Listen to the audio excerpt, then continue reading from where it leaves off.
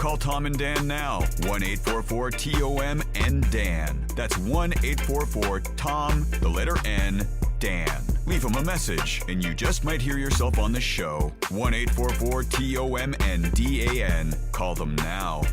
Or later.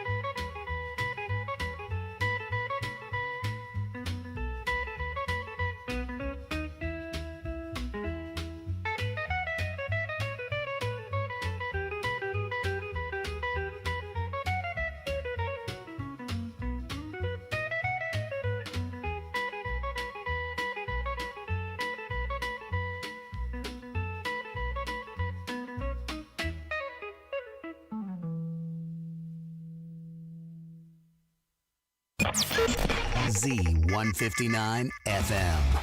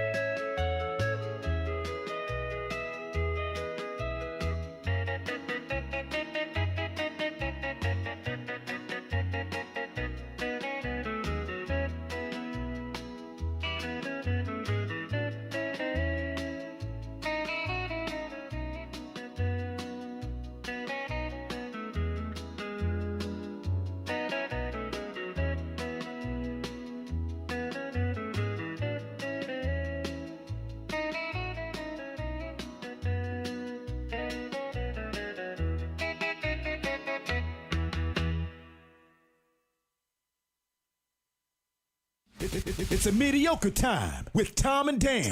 Put some respect on my name. Respect our name. I ain't gonna say it no more. You cracker ass motherfuckers.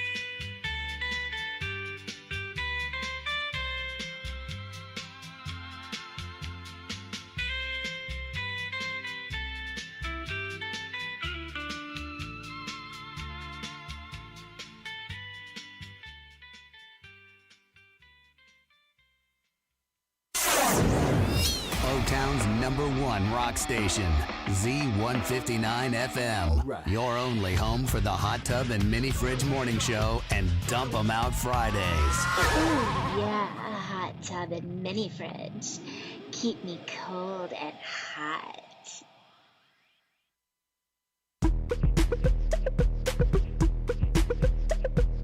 Time for a bath, time for bath, time for a bath, and time for bath. Time for a bath, time for bath, time for a bath, and time for bath. I wish my refund hurry up so I can have a taxitude. Time for a bath, time for bath, time for a bath, and time for bath. I'ma be like, let me get 20 on pump 3. Time for a bath, time for bath, time for a bath, and time for bath. Matter of fact, make it 25, and yes, I would like to donate to the March of Dimes, so ring me up that Coke and candy bar 2 for $2.22 deal where $1 goes to March 2. Oh, and ring these Skittles up for my kid too. And when the cashier tells me to have a nice day, I'm gonna be like, no ma'am, you have a blessed day, sugar. Time for a bath, time for bath, time for a bath, and time for bath. Pull down my shades like Kim Kardashian, smile like Gabrielle Union. Time for a bath, time for bath, time for a bath, and time for bath. Flip my bundles like Nicki Minaj and queen out the door like Beyonce. Time for a bath, time for bath, time for a bath, and time for bath. Goofy face, goofy face, goofy face, heart, heart, heart, muscle, muscle, muscle. Time for a bath, time for bath, time for a bath, and time for bath. Sassy black girl, sassy black girl, sassy black girl, kiss, kiss, kiss. Hashtag so what, hashtag I ain't shame, hashtag my money, hashtag call me taxitude, honey.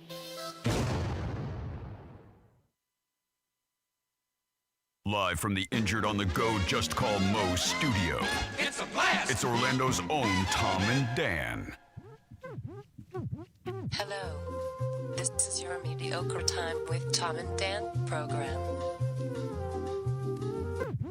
We hope that you will find our presentation precise, joke heavy, and just right. Thanks.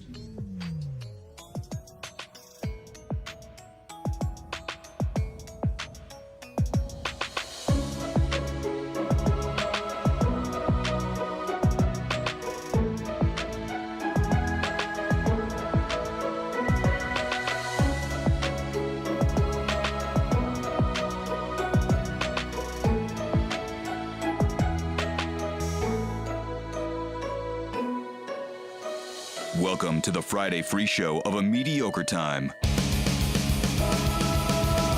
Is it the Friday free show? Is Yeah. it? It feels like one because we have a very special guest. I'm Dan. It's A Mediocre Time. I'm Tom, and sitting on the couch with us, our old friend Savannah Boan. How you doing, Savannah? I'm so good. I can't believe I haven't been here before. This place is amazing. It's very good to Thank see you. you. I'm going to It's turn your camera on so amazing. everybody can see you. Savannah spent, Hey! as soon as she got in here, she started playing our Deadpool pinball machine. Then she's telling me stories about how she used to Can we tell play these stories? Like, you just started spiraling stories. pinball with your disco dancing aunt. Yeah, my aunt, her name was Ann, and she was a disco dancer, but she was also a roller skating disco dancer. All right. Yes, the best And- kind. And she, As a profession? Or did yeah, she just did like that she as used a to hobby? do contests, and she would. Where win, is like, this at? Is this in South Chirag? Carolina. Is this in Okay. Chirag? Because I want to talk about Chirag today. Can we talk about Chirag today? But you had to go outside of Chirag to get to a disco. There's no discos in All Chirag. right. That Okay. was my first question. I want to go to the Chirag disco. And then I was thinking about you guys this morning because I had to go to work before I came here, and I had to jump the back of the train to go No, from come one on. Stop all jumping right. the train. As soon as I jumped on it, I was like, "Oh man, we got way too comfortable when they were out at Gatorland." We did. And then I came in here, and I just feel like I'm at your house, and I'm like, "Oh man, watch your mouth, like watch." No, like, you're 'cause it fine. feels like we're just talking. You're fine. You, Yeah, can, yeah, you can yeah. say, look at this So I'm dump. like, Yeah, nah. you can say whatever you want. Oh, you can curse. This is Don't 20, get too comfortable. Yeah, you can 2025. curse. I don't know if you're going to, but you are allowed to. If you want to curse, you're There's no allowed. rules. If you want to insult us, you're more than you've earned that right to insult us. We're just happy you're here. We got a voicemail from a guy that was like, "Hey man, we know you guys or scared, we don't know if you want her in there. We're like, no, we've always wanted. Why would you be scared? I don't know. I mean, but I think because, of just life, I think people think in life marching on that people always think that there's got to be some sort of weirdness, and there's not. No. It's just it never lined up correctly, Yeah. and now it has, and it's actually better because we get you in our studio, which is really cool, instead of like having to go remote or something like that. So thank you for being here. Yeah, I love Appreciate you being here, So, man. Savannah, I've got a ton of questions to ask you, and one just being a wildlife influencer. All right. Okay. So, You want to start there? We can and then start we'll with go the present and maybe go backwards just Sure. a touch. Well, I want to talk however you about wanna do it. Chirag. Remember South Carolina? So- Because I'm going to Tennessee and I'm going to redneck for a little while. Do it. And I'm going to need some help on that. I was on SavannahBoan.com this morning doing my research. Gotta get on there. and, Get on there. and then like a wildlife influencer, and I'm like, yeah, that's a perfect description for Savannah. Obviously, she works at Are you Gatorland going to lie and and say you promoting thought of Gatorland. that? You're like, No, that's an excellent. That's But then great. I started thinking of other wildlife influencers, and then I was like, I wonder if Savannah, like, if other influencers that do the same thing, like, reach out to you and like you want to collaborate, or like how how's that world of wildlife weird. influencer world? It's really weird because, growing up in South Carolina with my dad, he always taught me there's no limit to the amount of good you can do in the world if you don't care who gets the credit, right? And I find that the deeper I dive into conservation and influencing and all that kind of stuff, people are really serious about who gets the credit. People like credit. I'm a credit man myself. I was going to say tread easy because you might be talking to King Credit, because this guy is the guy that let me paint the picture. Okay. Anonymous donation, no sir. This is the guy that he doesn't really believe in anything spiritual, but he will pray to my dead dad because my dead dad didn't get the opportunity to take credit for the wedding that he'd paid for. That was my wedding. You know what I mean? Like, he wants the credit. He wants everyone to know, like, ting, ting, ting. Well, no harm with some credit. Is everybody enjoying my son or daughter's wedding? Yes, we are. Like, I provided this. Give me credit. Hey, listen, when all the Gators are healthy and alive in Florida, I'm going to say my friend Savannah did this. I'm already saying. Yes, do it. Please, do it. I'm already saying that. Do it. Yeah, it's an interesting thing. We live in a crazy world right now, right? Yeah. Where you think somebody's your friend, but then at the end of the day, you can't really trust them because people can record your phone conversations. People can screenshot everything you message them. So I'm always like I feel like the biggest hermit in the world. Like, when Daniel texts me, I'm always ready to text right back, especially if I'm not working, because I'm also not talking to anyone or doing anything. You text back faster than anyone. Yeah. Like, literally any person I've ever texted. This guy will never text me back, but I understand. We've been together long enough. We hate each other so much. That's a credit to no credit type of personality. No credit text you back. She'll text me back and then be like, feeding gators. But she's texting me back. I know, I'm like, yeah. we'll use both your arms to feed the gators. You don't need to be on your phone. I am surprised by someone as busy as yourself. You do text Quick. back quick. Fast. You are quick to respond. Yeah. I'm like, God damn, how is she doing this? Well, Anyway. because you have to be on the phone all the time, right? You have to be on the phone all the time if you're an influencer. Because what happens is, and it doesn't have to be wildlife. It can be anything. So you're seeing right? the reel from a person that does it with, hundreds of thousands, if not millions of followers. Right. Yeah. So let's say I put out a video and someone wants to write something nasty, right? If I don't catch it as soon as it gets there, so people like to bandwagon, right? We live in a bandwagoning society, right? So it doesn't matter if it's right or wrong. People just like to say mean stuff. And so if I don't catch it immediately and block that person and get them out of there, other people will start to be like, maybe I should say something mean too. And then I'll do it. And poison then the you well. do it. And then you It's do like it. a virus? Like a virus of negativity that grows on I the feel like it is. And it's on everything. It could be Facebook, it could be TikTok, whatever it is. And so I try to catch it. Like, I'll nip it in the bud. Like, if I even get the flavor or hunch that you're going to say something negative, I'll block and delete you.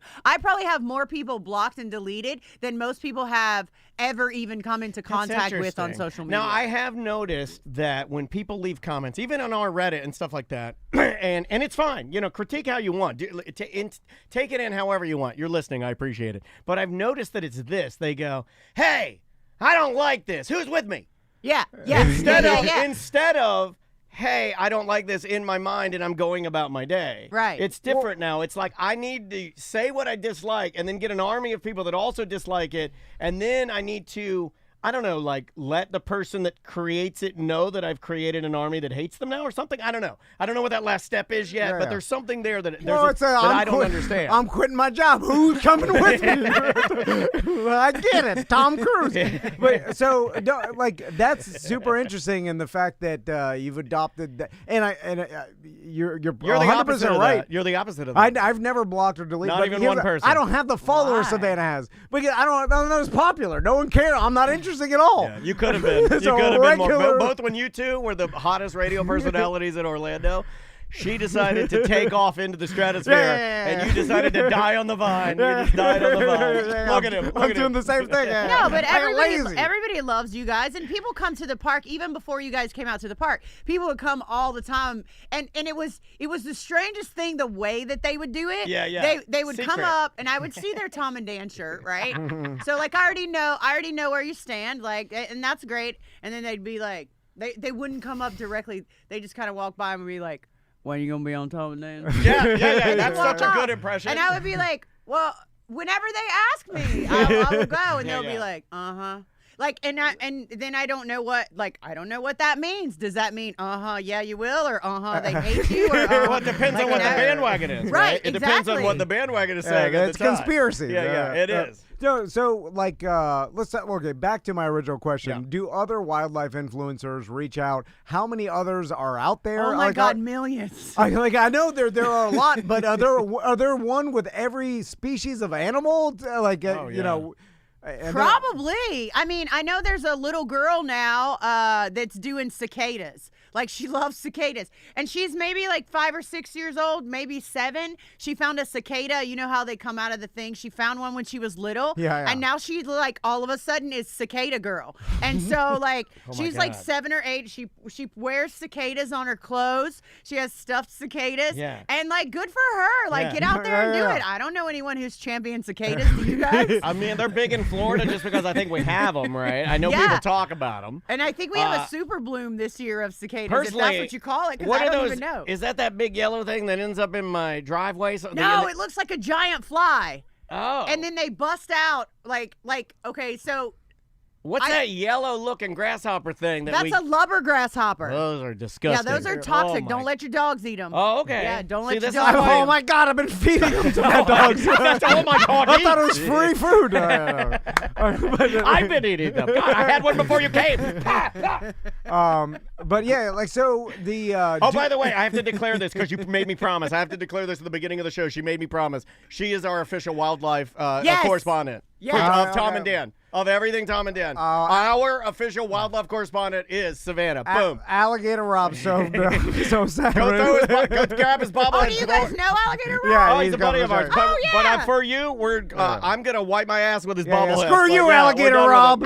We're Savannah now. I think he just got sick or something recently. Oh, no. Go get the bobblehead. No, but Alligator Rob's good people. I don't know him that well, but I know him well enough to know that he has a very high opinion of you. Yeah, and I like him. But that's the thing. Like, so the people that watch the wildlife influencers want them to fight, right? Yeah. I love a fight. So like Chris Gillette, do you know who he is? I know the name, yeah. So he's the Razor family? No. He doesn't. No, like Chris Gillette and Gabby, they have a wildlife refuge up past like Ormond Beach or something like that, but they're from South Florida. And they still do gator stuff so sometimes, what happens all the time is like people will see a video that I did and they'll tag Chris and they'll be like, look at this. To which he's like, who cares? Like, Savannah's my friend, right? Yeah. Or they'll send him a video of mine and be like, she's so stupid, right? Which he doesn't reply to. So they came out to Gatorland for the 76th birthday party. Nice. And I was like, can we just please make a video together to tell people to stop tagging each other in our videos? So we were just both like, with a big alligator, we were just both like, hey, do me a favor and stop tagging Chris in my videos. And then he was like, and do me a favor, stop tagging Savannah in mine. Like, we're friends, we're here together, everything's good. But then they're like, he probably really just did that because she made him. Yeah. She's mind. That's that woman mind control. You know how they do it. Turn on the charm. It's so crazy. She's up in his head, free renting his head all the time. Yeah. Oh my God. You've got with hundreds of thousands of listeners. That's a different number. Like where it's just so much humanity that you're gonna get the people. You know, you get crazy. Well, you probably get some tales. Like you probably get some people pouring their hearts out, or you might get the occasional sad person like telling my wife lives me Savannah. You know, like you get people like in your getting your DMs start hanging it out there. You know, like I'm a really bad person. Well, I there need was to a change my girl ways. one time. I got a message on. I think I got a Facebook message, and they were like, "Savannah, did I just talk to you 5 minutes ago?" And I was like, "No." And they were like, "Okay, so there's this girl, and she's pretending to be you, and she's on some other platform. I can't remember what it was right now. It wasn't any big platform, but it was a little platform, and she was pretending to be me, and she had stolen all my pictures and videos and was saying that it's her, right?" So I reached out, and I was like, "Hey, you know, Platform X, can you please pull this down because this is not me?" And they wrote me back, and they were like, "Well, how can you prove it's not you?" And I was like, "Because I'm telling you it's not me." Like, like I'm the one with the picture that looks like this, and those pictures are all taken, right? Yeah. So then it got like really crazy because this girl was asking people for money, and she would be like doing stuff, and she'd be like, "Hang on a second, let me go feed this alligator, I'll be right back," and like put the phone off to the side, and then like act like she was doing all this stuff. So it was the craziest thing. She'd make like alligator sounds because that's cool. If she was going to the extent of like ruffling and banging her cabinets. And then, so we had to get attorneys involved, right? Because of the money aspect. Like, I don't want people to think of that. Sure. And then she messages me like a month later, the person that was doing it, and she was like, "Hey, I'm so sorry. I just want you to know I'm only like 14 years old and blah, blah, blah." And I was like, and now I can't even write you back and be like, "Well, you know, like, be your own person and, like, do your own thing." Like, I can't even write you back now. Child. You're a baby. Because it's already gone legal. Like, I can't even try to help you now. Yeah. Where if you would have just reached out to me in the beginning, I'm happy to talk to anyone and be like, "Well, if you want to work with alligators, this is how you do it." But, like, don't pretend to do the thing. Like, and also, you have no frame of reference with me. Like, she lived in, like, Wyoming or something. Right.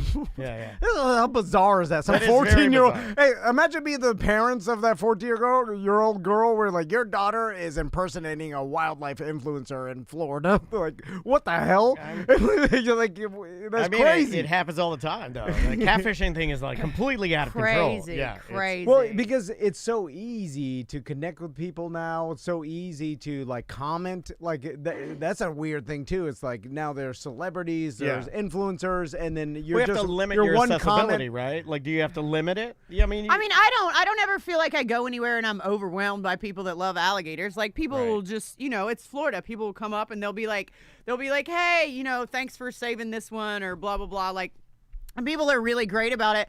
When I flew into LAX last time, I got off the plane and I had my hat on. I'm waiting on my luggage. And these two girls named Mercedes and the other girl's name was like LaRonda. Like, and they ran up to me and they were like, "You that bitch to be playing with them alligators." And I was like, "Yep." And they were like, "Get in this TikTok." Like, so we made this TikTok together, and they were just like random people at the airport.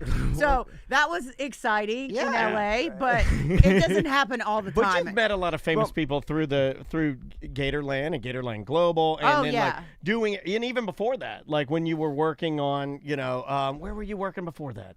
Oh, at the reptile zoo out in California. Yeah. I mean, like, you've had a lot of opportunities to be around, like, super famous people that are intrigued by reptiles. Well, it also helps that you've got a unique look and voice that I'm sure people recognize, right? Because that also, like, you know. True. Like, you stand out. And I want to ask you about Australia and, like, Steve Irwin and what the, like, Irwin empire is down there, because I'm sure you have some reference. You have to be careful with that. You're talking about Big Gator now. I don't know. What is that? Is that considered like a, I she's don't giving know. the eyeballs. I'm just trying not to get sued. That's Yeah, all I I'm feel saying. you. No. Only, positive vibes only, just like Tom the Mime. You know what's funny? Me and Daniel have never worried about getting sued. I know. You know why? Because we have nothing. We have nothing to lose. People, like, I don't want to get insurance. That really prevents me from getting sued, because if you have nothing, no one will sue you. Yeah, but we have insurance, so they're gonna sue us because we always get event insurance. So yeah, we know they're gonna do it. You'll notice when we get rich, we'll stop talking a lot of shit.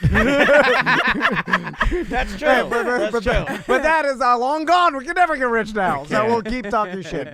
So back to Steve Irwin, and like he like was pretty normal looking, which probably hurt his famousness. He had a which big I don't think he personality, was though. doing that. Big personality, Yeah. but like, so I guess you could. He was so famous, you could recognize Steve Irwin, but it's not like he. Like, I don't know, stuck out. I guess his uniform, he always wore, I guess He his didn't good have a branding. gimmick like Billy the Exterminator. Yeah, Remember yeah, Billy the Exterminator? Yeah, that guy, Yeah. he had the crazy hair. Like, I feel like the hat, but you already, like, you're 6 foot tall, you got long blonde hair. I kind of feel like you got cool tattoos. Yeah. It's all part of it. You look like, I kind of feel like there's a rock and roll kind of a, country rock kind of a thing going on here. Like, where you have, like. A natural entertainer, too, which a lot she of. can present things in a way that isn't Okay, boring. so let's go back to South Carolina. Yeah. You grew up in South Carolina. Right. And then what even, it's funny Was because I remembering correctly, did your dad work on NASCARs? Yeah, no, so my dad was that a right? race he built late model stock cars Hell for yeah. dirt tracks when I was growing up, so I spent a lot of time at the racetrack. And like he had worked with like Richard Petty and like all of those people. So, and he built one of the very first monster trucks ever my dad did. This is the story I was called trying the to remember. Carolina Crusher. Carolina Crusher. I'm familiar with the Carolina Crusher. So it was like Carolina Crusher, Bigfoot, Bigfoot. Yeah. And then Gravedigger, I think. There were like maybe 3. So Well, this is before, though, the big conglomerate Yeah. bought them all up. Yeah, I mean, yeah. these are all independent race shops. Yeah. That's what made this cool, is that your dad was, like, one of, like, 3 guys? Yeah. 4 guys that were doing Building monster things trucks. that people were not doing. Like, this was like, well, you're doing what? Yeah, it was like in the time that like they didn't even have tires that big. Yeah, Right? yeah, they So get they were a like, how you tractor. think we're going to get these tires made? I don't know. I know a boy. Right? Like that whole, Yeah, we got some guys. Yeah, Yeah. exactly. And they used the chassis of actual trucks, and then they'd have to modify them. Like that was because now they're every bit of it is custom. But yeah. like, Well, do you remember like going and like what do you walk into a race shop and your dad's in there? What's he doing? Like, is he like? Welding, all kinds of stuff. Yeah. Like always something different. I liked going to the races. It was a lot of fun. I mean, dirt track's different than like, Yes. other tracks, but yeah, like I grew up most of my life there. When I smell diesel fuel, I'm like, that smells like home. Yeah. So I remember my dad was a diesel mechanic, and then the soap he used to, it was like gritty soap, like Gojo. Yeah. That's what I and remember. you had to do it like that, and it felt like dirt was in it. Yeah. He smelled like that and Budweiser. I remember. There are worse smells, I would say. There are worse smells out there. Like the smell of neglect, I would say, and you guys didn't have that, like, that's cool. So did you always want to become an entertainer growing up? I feel like, I know for sure I always wanted to get out of South Carolina. Oh. And, Too small, there too were little, there were different methods to that. Like getting out of South Carolina is probably the most difficult thing in the world for anyone to do. So like I was in pageants when I was really young, which I was not. I was a very shy kid, right? And I think that, like, at some point in my life, I just got to the point where I was like, well, I'm not going to be shy anymore. I'm just going to be too loud, and then everybody that bothers me is going to go away. So that was a transformation I made. Okay. But when I would, like, I see these pictures when I used to do pageants, and I'm just like this. Not interested, not happy, so not wanting to be a part of it. There's no spark there, yeah. I mean, going back, like, I can see where it helped me, create a personality. But, like, in the South, that's what you do. So, pageants, then I took voice lessons, then I took piano lessons, then I took dancing lessons. Like anything was going to get me out of South Carolina, but there's also not a job in my town that you could save enough money to get out of South Carolina. So, I think I started running away probably when I was like, I ran away to Florida when I was 16. Really? And I was like, How long I'm were going you to Florida. gone? I'm going to be Cinderella. Got a Greyhound bus ticket. Came all the way down here. Yeah. Knew some friends that lived out by Disney. Tried to get a job. Didn't work out. Cinderella is shorter than me. Who knew that? Yeah, And yeah. also Disney doesn't hire runaway teens. So that Interesting. project didn't work out. But now I'm the queen of all alligators and crocodiles. So I'll Yeah. Well, the balls to run away at 16 to go wild. out of your state. Like, Alone by it is a yourself? different Yeah. time. So you're just sitting on a bus as a 16-year-old girl just riding to Florida. Uh-huh. What are you doing to kill time? Just looking out the window? I mean, I guess that's what I did. I don't remember that much about it. I remember I God. made it to Florida, and I was like, paradise. Yeah. I'm in paradise. It also Different time. That was when I met Billy Idol. Don't you remember that story? No, let's break it wide open. I forget this story. You met Billy Idol as a 16-year-old in Florida? That checks out. What used to be downtown Disney? Like, Yeah. wasn't it called something else? Pleasure Island. Pleasure Island. before Pleasure that. Island. Yeah. Here I am, 16 years old, walking around. All of a sudden, someone comes out of nowhere, and I'm like, Hello, whoa, mate." that's Billy Idol. And he walks up, and he sings White Wedding to me, and he gets down on his knee, and I'm like so in love, and I'm like, this is the rest of my life. I love And he's like, 16-year-old How girls. old are you? No. I'm Billy Idol. How old are you? And I'm like, 21. And he's like, oh, okay. So we went out and partied downtown Orlando. Oh, my God. Crazy. Billy Idol partied with a runaway team. He didn't know.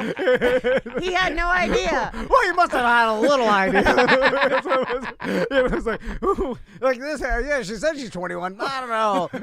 I don't know. You want to check her ID, Billy? No need. No need. No, but like I it take the wasn't. girl. I'll know well. We didn't do anything crazy, I and know. it was No, no. nothing like no, you're sexual. not that- but no. like we threw down. Like we threw down Partying. downtown That is Orlando. hilarious. Partying. Yeah, and it was like all grown ups, and then 16-year-old me, fresh off the turnip truck.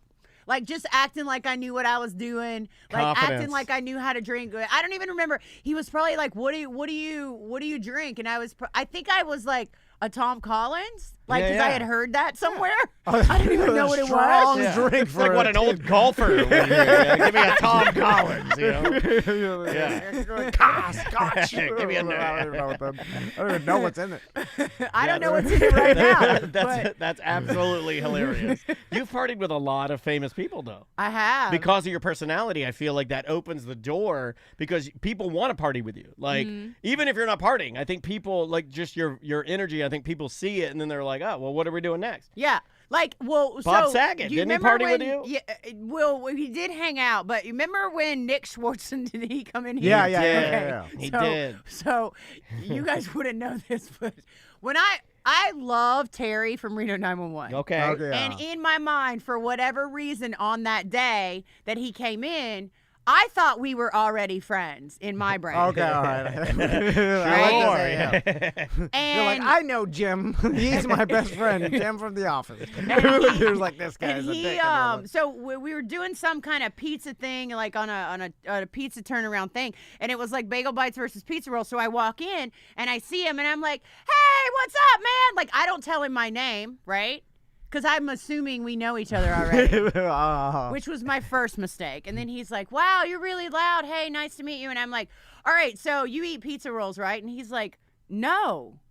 And I was like, "Oh, why would you not eat pizza rolls?" And he was like, "Well, because I'm gluten-free and blah, blah, blah, whatever the stuff he said." And I was like, "Oh, well, that's lame." And he was like, "Also, I'm not at a 5-year-old's birthday party, so why are you asking me these questions?" Yeah. And I couldn't tell if he was kidding or not. And I was like, "Well, just because I thought you were cool." And he was like, "Just because I don't eat pizza rolls doesn't mean that I'm not cool." It And I lowers was- him a little bit in my mind. And It I does. was like, "Well, I didn't mean it like that." And he was like, "But that's what you just said. And this is while we're walking to the studio. Like this fight is already happening."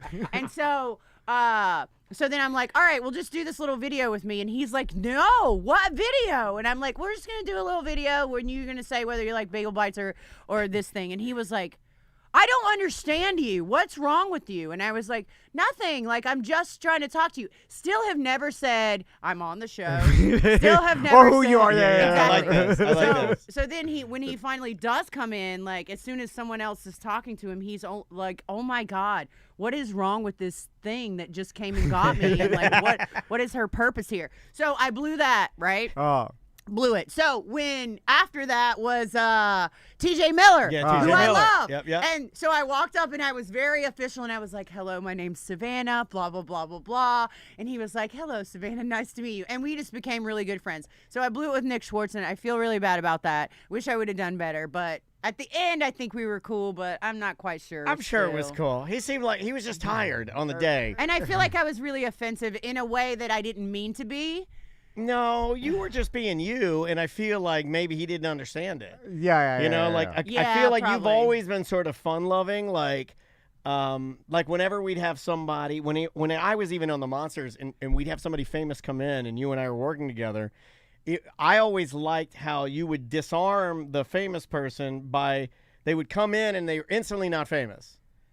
Yeah. It was almost like you'd be like, no, you're on my level now. Right. And I like that. Well, and I think that's easier. how it is with you guys too. Like anybody that comes in here that's sharing time and space with you, like Yeah. they're not really an elevated status, right? Like they're sitting on the couch just like I am. We want to hear the real stuff. You know? And I'm sure you met a lot of powerful people, a lot of celebrities, and we've too met a lot of people that are famous or rich in one way or the other, and then you realize like everybody's just a human being. Yeah, they and are. he's all the same, and it's like some people are smarter than others. Some and there's all different people, but they're just people. Yep. And really like that's it. It's like rarely do you find someone that's like so bizarrely not a human being that it's like, and then those it's like you just never encounter I don't think that. we've ever had that in here, have we? No, because usually they're entertainers and there's no way to do like. Yeah. I think there's probably people behind the scenes that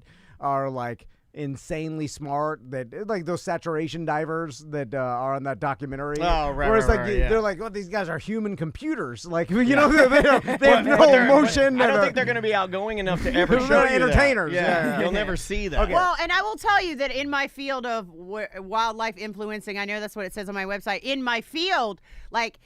So you got to think that a person like me, just like the example I just gave you, a person like me coming into a meeting with a bunch of scientists and PhDs and researchers and things like that, like we're not at all on the same entertainment level, right? Yeah. Like I like to entertain people. If I'm gonna do a talk, it's gonna be funny. There's gonna be emotion in it. Like I'm gonna plan it out. And I'm looking for feedback from the crowd. Well, those people don't give you feedback. Unless it's like a golf clap. Yeah. And so then when I'm doing presentations like that, I'm always like, what's wrong with these people? Why won't they say anything? Like, why like, aren't they, and I did improv too. So like I'm trying to, and then I'll finally just like sometimes I'll be, so the last one I did was in Australia. Okay. And it's all the best scientists and PhDs that work with crocodiles in the world. Wow. So, like, when Are I you tell nervous? you, it's like top level. No, Yeah. I wasn't nervous because I know that the majority of them don't like me anyway, so I don't care. So, why don't they like you? It's the whole entertainment thing. Are you too fun for them? I don't know, but anyway, so I went up and it was supposed to be a talk given by my friend Joe, who is a wildlife biologist and is very, very good at his job. Oh, you yanked the rug. No, he couldn't be there. Oh, He okay. was stuck in India. So I walked up and I was like, it said, next coming, Joe Wazalewski. And I walked up and I was like, obviously I'm not Joe. And I expect a laugh, right? But there's no laugh. And I'm like, but what I am is a social media influencer and the only one in the crocodile specialist group. So before we even start this talk, I'm going to need you guys all to stand up and we're going to take a selfie together. And I can hear them like grumbling. I'm a goddamn scientist. Who does he think I am, Billy Idol? What you just said is exactly what I heard from the stage. But then I just kind of stood there until they all stood up and I wouldn't talk anymore.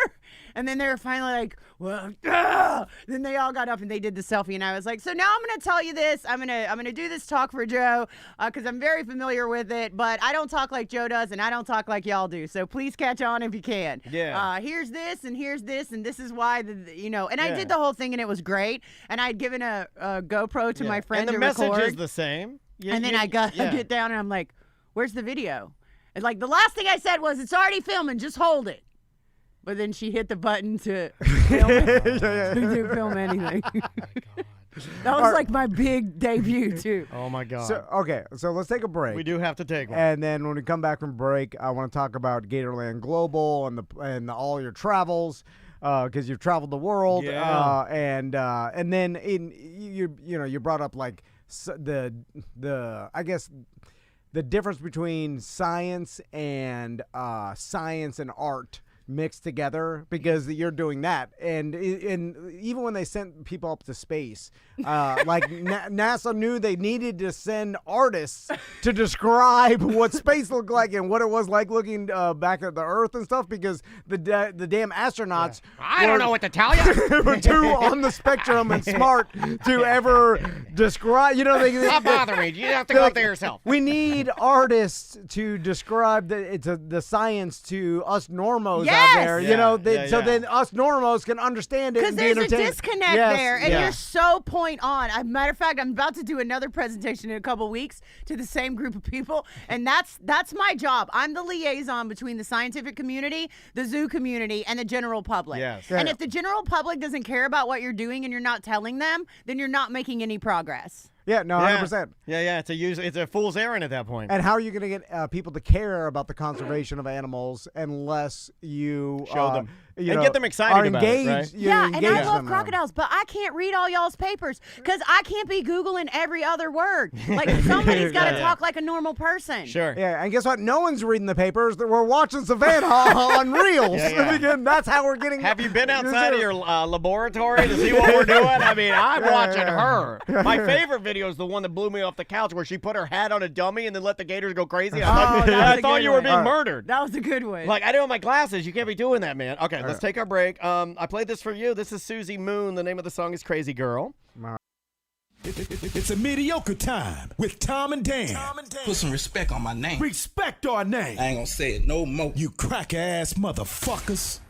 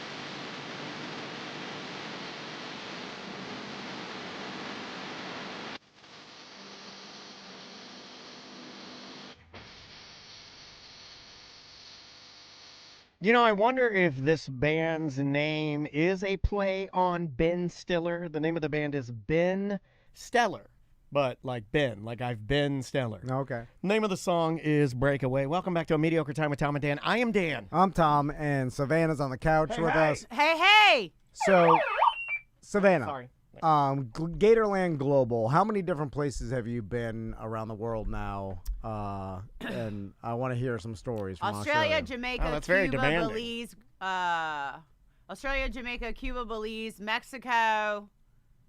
I haven't been to India yet. 2 times I was supposed to go to India, and both times got canceled because of COVID. I was supposed to do a TED Talk at the University of New Delhi. What do you mean? They got COVID in India. I'm sure of it. It got canceled because of COVID, and then I was supposed to do something at Madras Crocodile Bank over there, and then that got canceled. But no one ever talks about my trip to South Africa, and I did some really cool stuff in South Africa. Well, let's talk about it. Yeah. It's not alligator and crocodile related. That's fine. Yeah, we are not alligator and crocodile. I'll talk about anything. Yeah, I mean, like, if you went there to literally kill one of your enemies, I want to hear about it. No, I went to my friend Dingo, who has since passed away. His name is Dingo Dinkelman. Yeah. He got bit by a snake and ended up passing away. And I heard of that story. Yeah. He was a great friend of mine. His family's a lovely family, and they were building a wildlife park. So we went to... Oh, my God, I heard this story. I am so sorry. That is really sad. So I went to South Africa. I dehorned a rhino.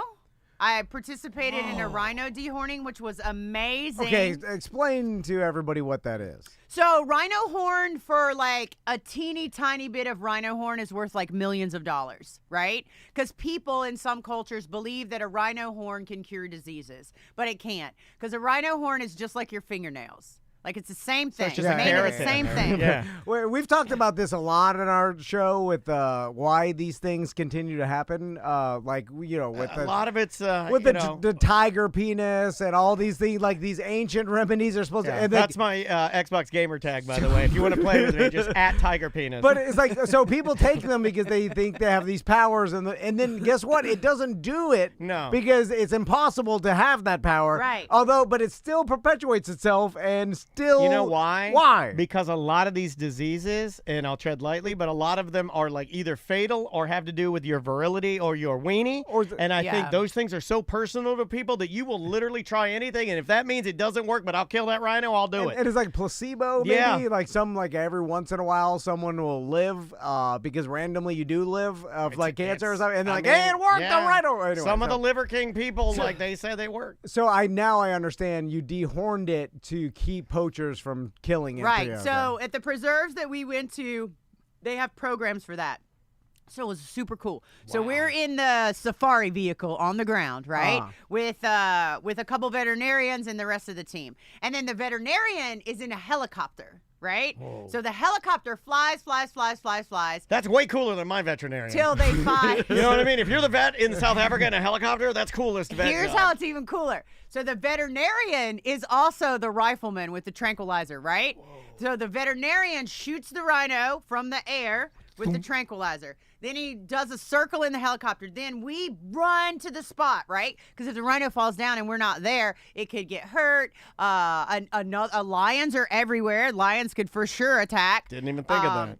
So we go there and we all jump out together, and then the rhino's getting groggy, right? We see him getting groggy.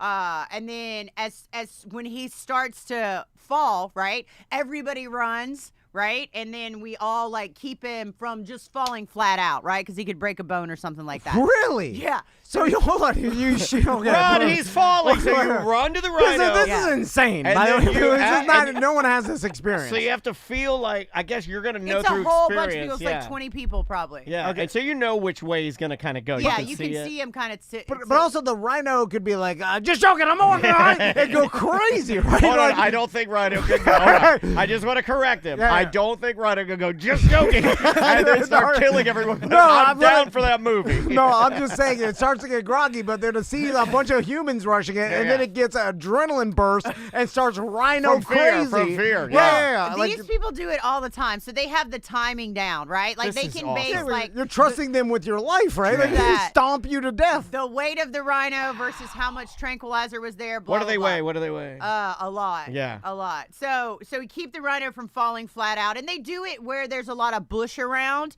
and there's clearing. So the rhino has to fall where there's a lot of of bushes to kind of cushion the fall a little bit.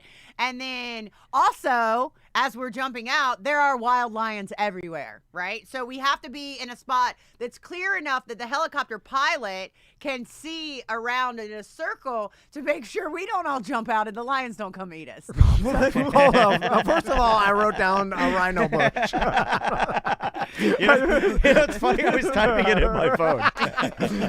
Second, so the helicopter's watching for potential other predators. Yes. They may sense that there's a rhino down, and they're not scared away by the humans like they could, because I guess they're all dying of starvation, right? Well, they make a circle with some of the people to keep an eye out on the ground, and then the helicopter obviously is above, keeping an eye on, because they can see more from a helicopter, Sure. things like that.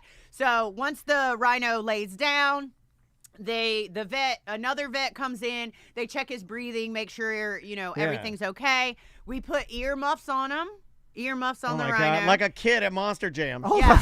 You got to put earmuffs on every child at Monster Jam. Has earmuffs. This is why we are a weaker society. I have to say what I have to say. If you go to Monster Jam and you put earmuffs on your son or daughter, that's why the U.S. is weak. That's why we're weak. You're the reason we're weak. I went to Monster Jam, my ears the next day ringing like I needed to go to the doctor. Savannah's dad built a monster truck, no muffs. Yeah. How many monster trucks did you hear? No earmuffs. And you're right. Never. Yeah. So are they giant, like homemade rhino muffs? Like, did someone what are they made out of? You don't just swing over to Guitar Center and pick up, your. Are they like frisbees with, or are they bigger than frisbees? No, right? they're really padded, but it like kind of like your headphones, right? So it's kind of like this, because rhino ears are very teeny. Were you there when we had Were you there when we had the big fat intern that was big enough to wear rhino muffs?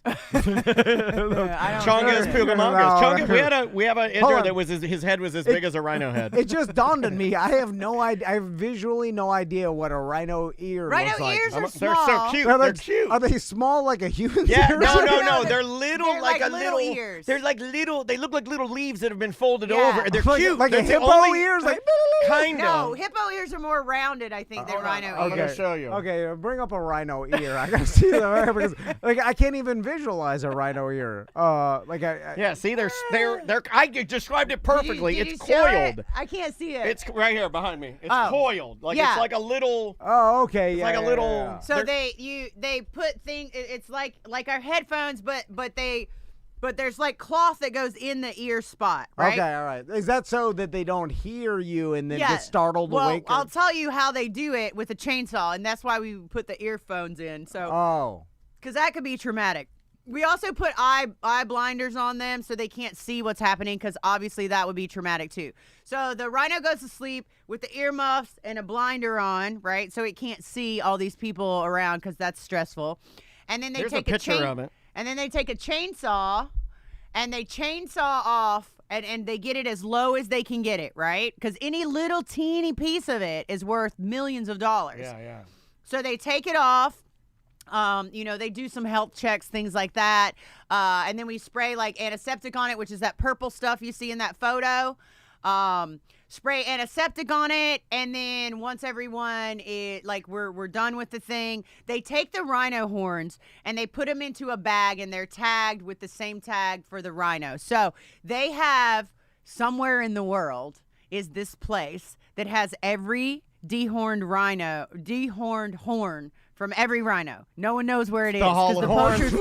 It's the Hall of Horns. We gotta find it. This is a movie. You can't find it. This is a movie. What if it's off the grid? What if the world's greatest villain tried to find the Hall of Horns to let's steal say- it? How much money is it worth? It's like billions of dollars. Well, if somebody broke into the Rhino Horn Hall of so Fame. the Fort Knox of horns. Yeah. Like, there's some horn let's say for instance, I would have taken a little piece that broke off and put it in my pocket, right? Let's say for instance, and of shit. course Don't I do didn't. that. But let's say do for that. instance. So if I would have gotten stopped at the airport, right, and they would have found that teeny tiny piece of rhino horn in my pocket or something like that, they can trace it back to the rhino it came from, and they use all those other rhinos in the the Horn Hall of Fame to find out exactly where the rhino came from, where the person was, who was around when it was dehorned, all of that information they have.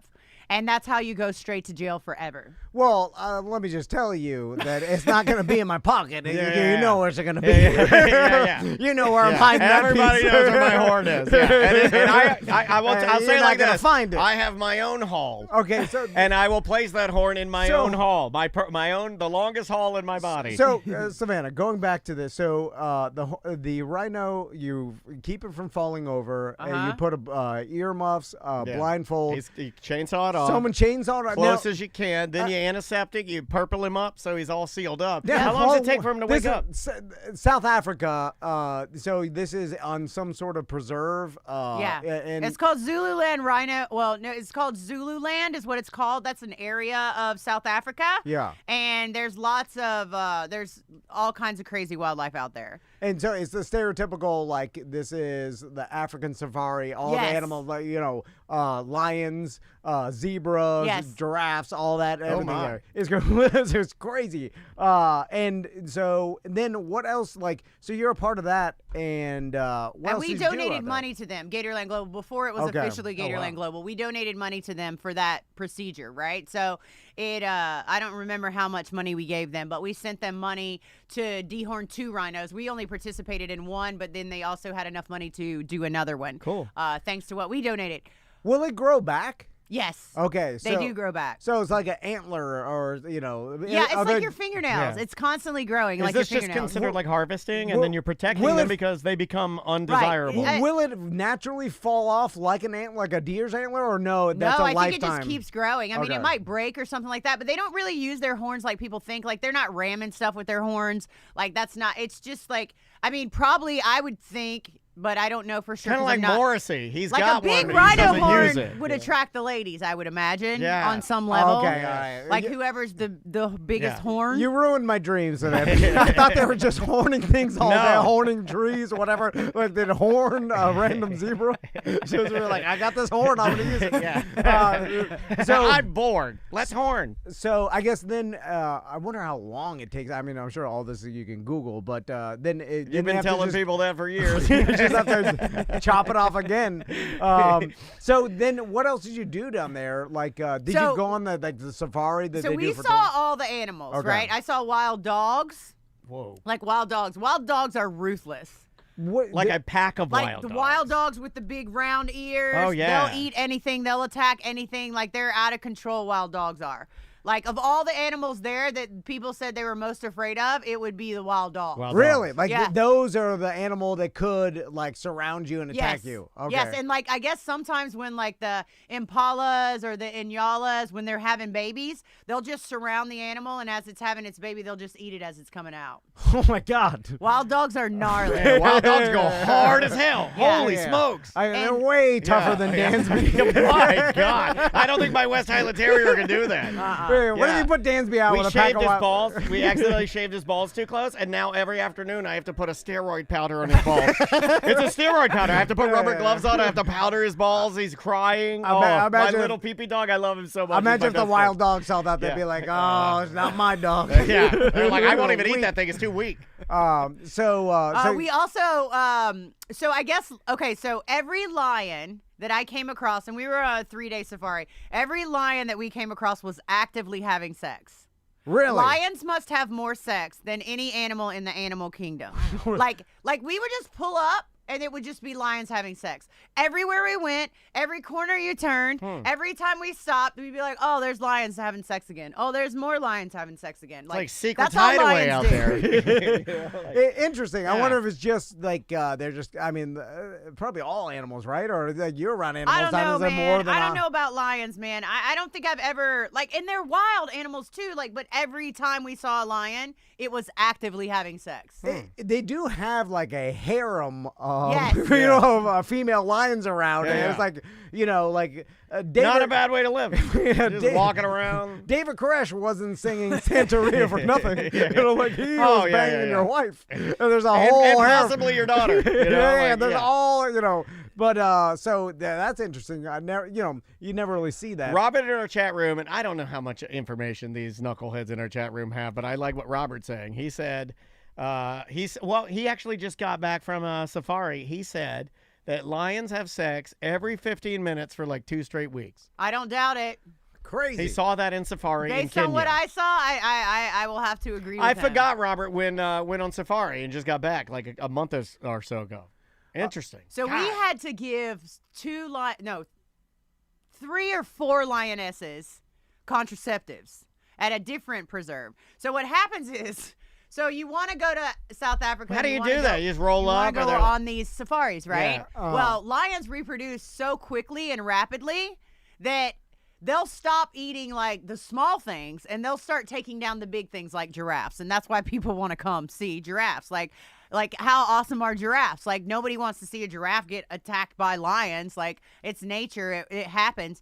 So on this one preserve we were at, we had to give contraceptives to the lionesses. I ain't using no condoms.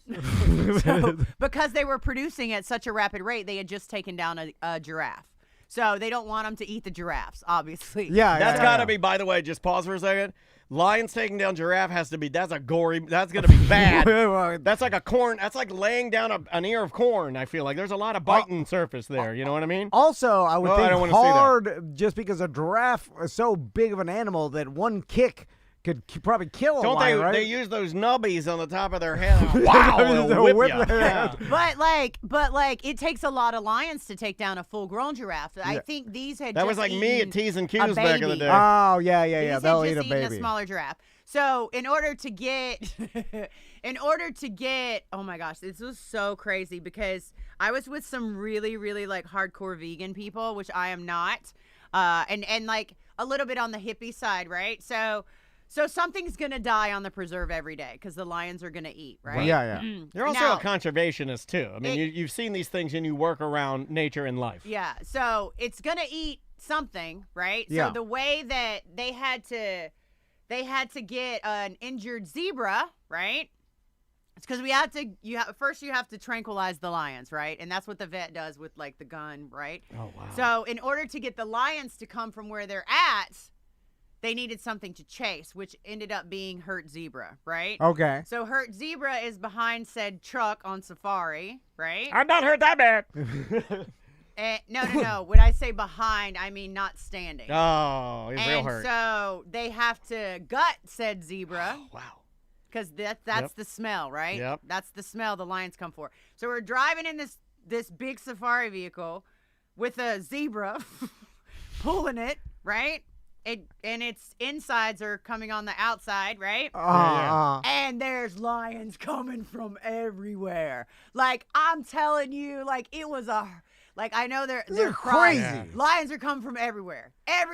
So you're dragging a zebra that's being disemboweled as you drag it. Yeah. And then the lions are coming out of the bush like, oh, look at that. And then it's like they open up the tickets for Metallica Snake Pit. And everybody's coming out. We got to get them Snake Pit tickets. Is there any concern about lions attacking the humans? Like, are people armed just in case? Or so the how does that work? big vehicles out there are out there all the time. So the lions don't see them. As long as you keep your arms and legs inside, they see that vehicle as one unit, right? Like they're not going to come in and try to grab one person. Yeah, gotcha. And okay. especially when there's a delicious zebra behind the truck. Yeah. Sure. So they come for the zebra. It's like covering yourself in zombie guts so the other zombies don't smell you. You know? Yeah, exactly. And so then we have to switch out cars, right?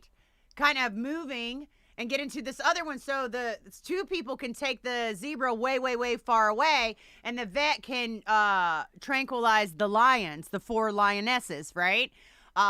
So he does that, and then we're still kind of riding around and we're waiting for them to fall asleep. But we're also surrounded by lionesses who are not about the business of us being where we are. And you can see their eyes, like it looks kind of like when someone's getting drunk, you know, like when their eyes make that change. And then they lay down and they fall asleep. So that's when we jump out. They blindfold them as well, you know, just to keep them calm. And then we had to give them these shots of contraceptives. We had to draw blood from them because they check their blood for different things. Sure. And then they wake them back up. So now we're in the car and they're waking up and they're like stumbling, like, you know, kind of drunk. But then they all like come back to life and they got to have a big feast of the rest of the zebra. So that's good. But now they won't be making like however many babies they were making. Yeah. They're controlling the population. Yes. That is a crazy experience. Is your heart, is there like, is there pulse? Not many Are you people just on Earth. chill? Like, I've never told that story because I think it's a really graphic story, but since you guys said anything goes, Yeah. like, it's an incredible story. Are you chill while you're doing it, or are you like just soaking it in? Are you calm? Because I'm just like, whoa. Yeah. This is the crazy. And then the other people are crying. They're like, oh, that poor zebra. And then the guides are trying to explain to them, because we're from the U.S. and we think we know everything better than everybody. So they're trying to explain. I love that feeling. I'm doing that right now. Everything you say, I think I know better. Well, I would have done it differently. They're trying to explain to the people that are very upset, like, hey, so something was going to die here today, like whether it was this zebra that was already injured, or whether it was this giraffe, or whether it was a warthog, or whether it was a wildebeest or whatever, right? So yeah, but that was, and then also, I never told anybody this. Also on the trip, your initiation, and this just could be the South Africans being weird, but they make you put a grape in your butt, no, and then you gotta run, and if you drop it, you gotta eat the butt grape. No, even worse, we had to find a fresh pile of elephant dung, because there's elephants out there too that could trample you at any moment. Jesus, Savannah. And look for a Nokia phone like Jurassic Park. No, we had to find a fresh elephant poo pile. And then you have to grab the elephant poo, and you have to drink it. Like get out of here with that. That's what's his name? Nope. That's the Bear Grylls. That's the Bear Grylls. No. Yes. And he got parasites, right? Yes. He got really sick. Well, I didn't, and I drank the same amount of elephant poo juice. Hold on. So you drank a big old poo? Why is there initiation? We were just like, what is this, a fraternity? Yeah. I'm here for animal business. Well, our guide's name was Wonder Boy. Oh, now they're just fucking around. Hello, I am Wonder Boy. First, you must drink this big poo. Has he heard the Tenacious D song? It'll blow his mind. You're like, oh my God. So Wonder What Boy is the made secret us to my drink- powers? Wonder Boy made us drink it, and so a lot of people vomited, but I was good. He made you drink the mucky muck. You grab it and you squeeze it. But the fresher it is, the better. Right? Because you don't want to eat some dry. You don't want to drink some dried out juice. If it's been out there and it's been kind of soaking in it, if So it's hold been on. seeping, I'm not into it. I want that freshy fresh. Are you sure that this is actually the initiation, or did you just want to see if you do it? I think they might just want to see if Americans do it. Okay. Did other people do In it? retrospect. Or just you? Did the vegans do it? No. It was me and like 2 other people did it, and nobody else would do it. Wait a minute, elephants are vegetarians, right? Right, so it's not that bad. So it's okay for the vegans to drink the poo juice. Also, I would be like, all right, now you have to separate the doo-doo juice people from the non-doo-doo. They have to leave. Because we're get the hardcore. Yes, you get more snacks, you get more Gatorades or whatever. Yeah, you get the hell out of here. No, we they have won to the leave. immunity challenge. You're off. You get voted off. So you picked up a fresh elephant doo-doo, and then What color is it? How much Huge. What water? color is it? Brown? Same as poo. Like grape? Oh, like doo-doo, like real doo-doo. But there's some grass and green Yeah, in there's it, right? a lot of grass in there. Maybe even some worms here and there. Oh, Oh, Lord God. have mercy. How did you not gag and puke I yourself? did gag. Oh, okay. And I my gag reflex certainly went off. Yeah. But, you know, it was fine. I did it. And as we're doing it, right, I look down, and there's like a death adder on the ground, and I'm like, doing it, and then I gag, and then I look at the ground, and I'm like, snake! Oh my God! Imagine you get bit by a death adder As with you're a drinking mouth. shit juice. Yeah, I mean, And then you're dead, and you have elephant poo all over you. what's gonna fall in your head, right? You're gonna drop it. 'Cause That's I an would epic way imagine to you're gonna die. die pretty quick, right? A death Yeah. adder. It doesn't sound like that just brings the poison when it's at its own speed. Yeah. I I'm feel so like, glad. I'm so glad that you guys love these stories. Yes. I'm so Of course glad we I do. got to Yeah. tell Who you. doesn't love Yeah. them? All- If you told this story and someone's like, nah, I don't like it. What the fuck? We're boring stories that everybody else have. You understand the boring stories I sit through are regular Joes? Telling me about their goddamn trip to fucking wherever. I don't give a shit. Like, I took a cruise. my daughter told me to this morning how she made scrambled eggs. I'm like, I went to Nassau, Bahamas. I don't know if you ever heard of it. have you guys ever been to Paradise Island? You ever been there? Ever gambled? Oh, it's really. You ever been to the water park? Yeah, took a trip down Yeah. to Alamarada. Yeah. It's an island. So, also when I was in South Africa, do you guys? How'd you get rid of the death adder? Oh, the death adder just crawled away. We picked it up and made videos with it, and then it just crawled away. It's content, guys. Grab it. It's content. Right. It was a baby death adder. Would that kill you in one bite? Okay. Oh, well, also, we were like 3 hours away from even getting to a car that would go to town. Yeah. Like, we're far, far away. Yeah. They'll Probably be gutting you and dragging you behind the Jeep to get more lions in up. Contraceptive. Here we go again. The worst was at night. So at night, there was a big bull elephant, and it was nighttime, so we used red lights so it doesn't bother the elephant's eyes. So we're all in the safari vehicle, all the hardcore people, right, that drank the poo. And then a big elephant comes over, big bull elephant, and he's alone, which is already suspicious, right? Like, because elephants aren't hanging out alone. He's probably dealing drugs. So he comes over to the vehicle we're in, right? And again, as long as you stay inside, and Wonder Boy's like, everyone be very quiet. Yeah, right? I like this. So, I'm invested in these characters too, man. So then there's one person in the vehicle that's been drinking most of the time. Okay, So we're all that'd be being me. very quiet. We're all trying to have our little phones and keep them on silent and get a little video of this elephant who at any point could stomp the whole vehicle, right? Okay, I was gonna ask you, how dangerous is that? A bull So elephant. dangerous. Okay, and and he was on it. Like if he was this close to my face, it was crazy. And Wonder Boy's like, everyone be very quiet. And then somebody kicked a beer can, and as soon as they kicked the beer can, everybody else was like, "Whoa, who did that?" Like we're all So we gotta scream. Wait, and then the elephant like puts its head up, and we're all like, "Oh no, this is the time! Like this is gonna be the time we get stomped out, right, by an elephant." This is it. And luckily, the elephant didn't do anything, and it kind of turned around and walked away. But when I tell you how close it was, I could feel its breath on my face. Yeah. God Like- damn. No, I'm not That's into that. insane. Yeah, I'm not into that. Oh man. What an awesome experience, though, that nobody else is ever going to have. Like, you know, besides going to a safari, but now you're kind of behind the scenes, too, because I Yeah. feel like, you know, they know you're from Gatorland. They're showing you a little bit more than they show the average. Are you surprised at some of the places that you get to go because, like, you're obviously extremely important to Gatorland because you're getting the message out, but then sometimes they're bringing you along into places where they're doing these things. Are you just like, well, why the hell am I here?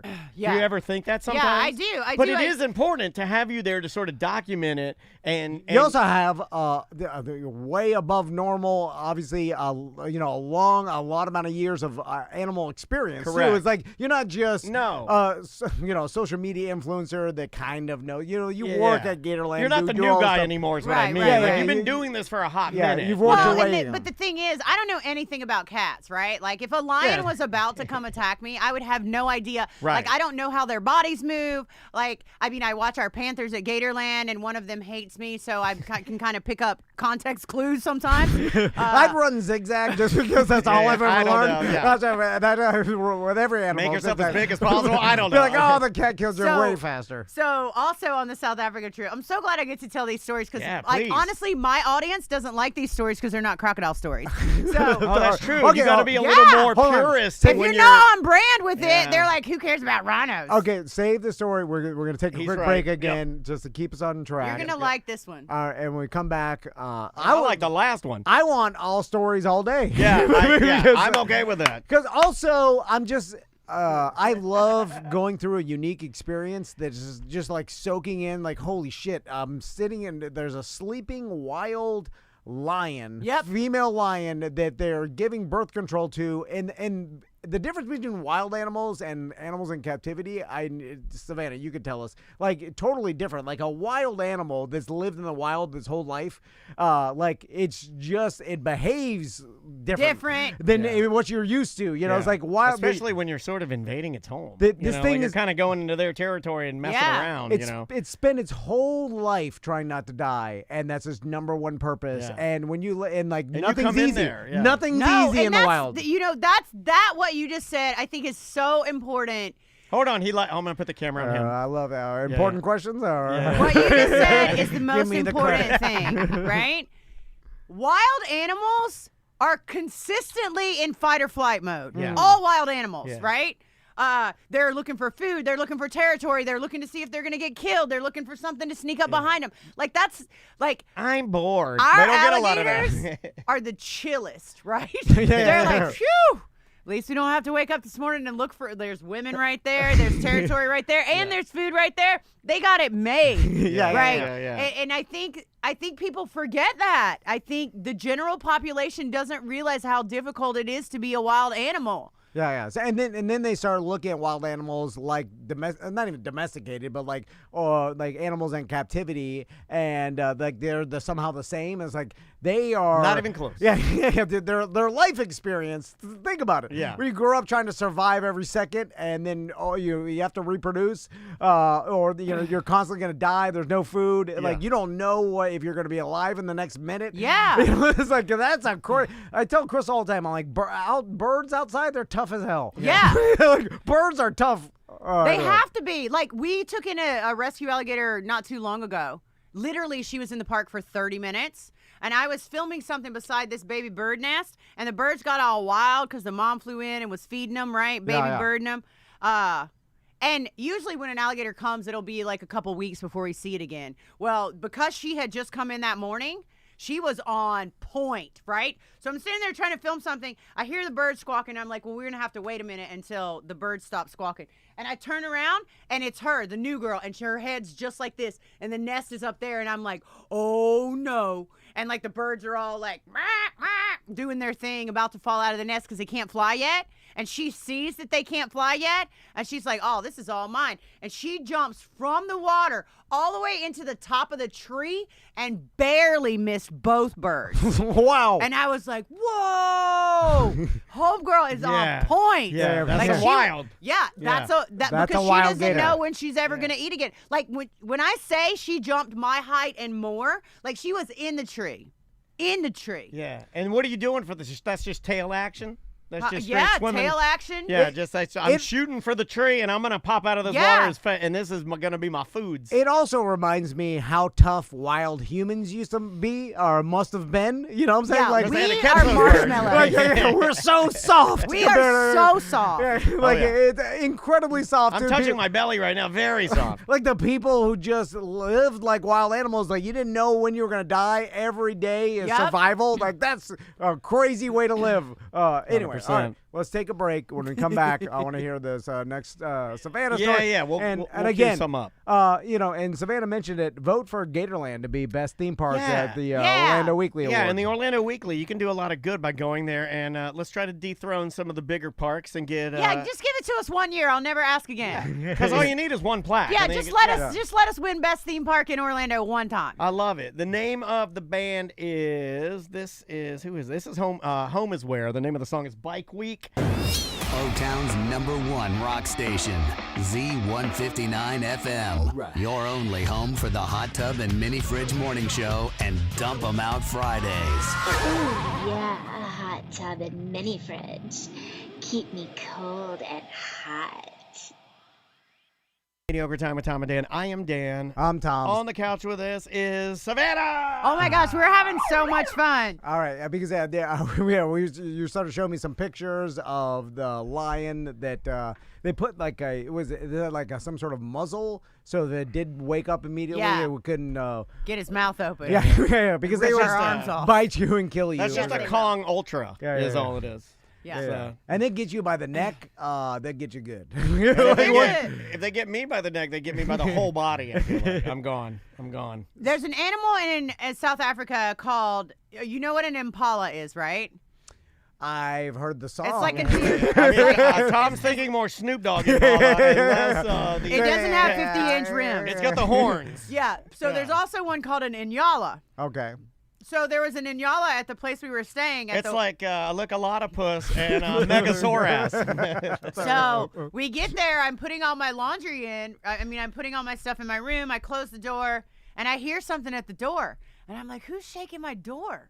So I walk to the door. I open up the door, and there's this gigantic deer thing with huge, gigantic horns standing outside the door. And I'm like, And then it tries to. You could just stop right there. Just like your reaction. You open it, there's an Impala sitting there in Inyala, and you're like, baby. No, because it tried to come in, and I was like, what the hell? Like, what is this thing, and why is it trying to get in my room? Because I've seen too many deer videos where they, tear through somebody's house. Oh, yeah, they go crazy in there. Yeah. Oh, God. Yeah. So, they're hoofing it crazy. Oh, they're stomping someone's microwave. It tries to come in, and then it can't. But I just closed the door. So when I closed the door, it got mad, and then it starts hitting the door again. Oh, yeah. And I'm like, what the heck is they going got a temper. on? They want in. And then it kind of went away for a while. So I went outside and I was just, like filming some content, and I'm laying in the grass out there, which was the #1 mistake because I ended up getting African tick bite fever. But I was laying in the grass. Oh, wait, hold a minute. I know African fever, but I don't know African tick bite fever. So you laid in the grass and you end up getting African tick? Because I laid in the grass, and then this same Inyala came and decided it was going to lay down next to me. And when I say next to me, it would be like when your dog comes and lays down next to you. And I'm like, whoa, why does this thing keep coming over to me? Like, what's wrong with it, right? Like, something must be wrong. Maybe it's got rabies. I don't know.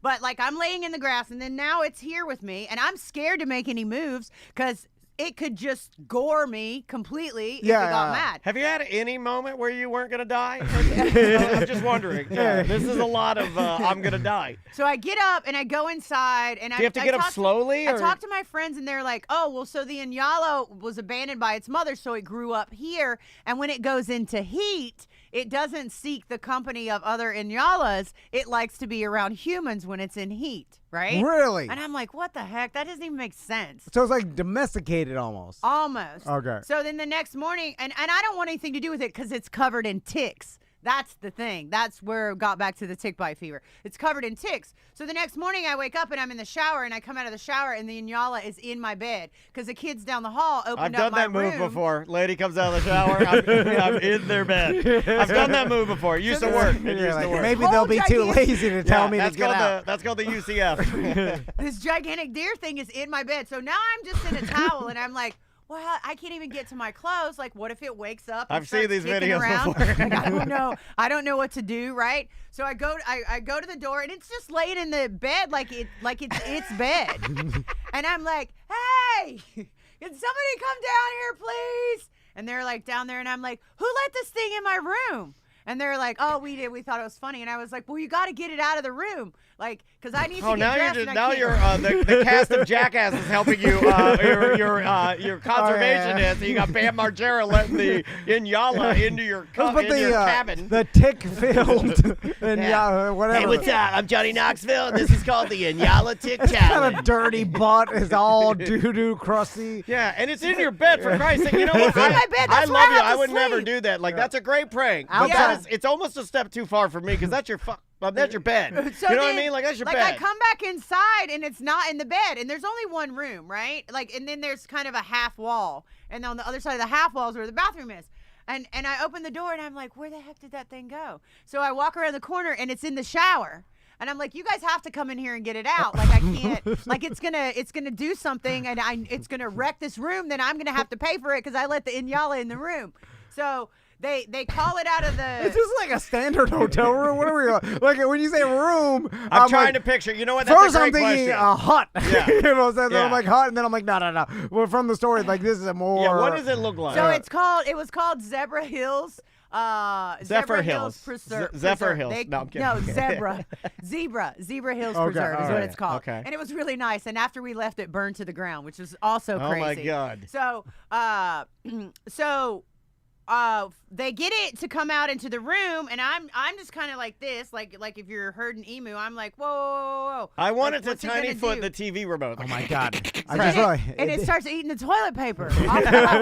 So it's like eating toilet paper. The toilet paper's rolling, and I'm like, hey, somebody's got to come get this thing out of here. Like, I can't get dressed. Like, I'm going to miss, like, we're leaving in just a few minutes, and I can't even get dressed. So that was the Inyala story. And then the night after. That Inyala burned that place to the ground. That's what I think. If you're not going to let me make love to this woman, I'm burning this place to the ground. I'm in heat. I am a horny animal. If you don't let me make love to this conservationist, I'm leveling this place. It hoofed a cigarette You and have flicked one day. it You have one day. into the bushes. So then it set a timer. In the night, we have this big bonfire, and everyone's eating, and I'm sitting in my chair, and, we're talking about our day and what we saw and all this kind of stuff. And here comes the Inyala. It just stands right beside my chair, as if it's participating in the conversation, right? Like, it's just standing right here. So hey, girl. In that moment, we became friends. So later on in the night, there was like an open room, like a common room. And I went and I'm watching TV because I've never seen South African TV. I don't even have a TV here. South African American Gladiators is I'm awesome. watching South African TV,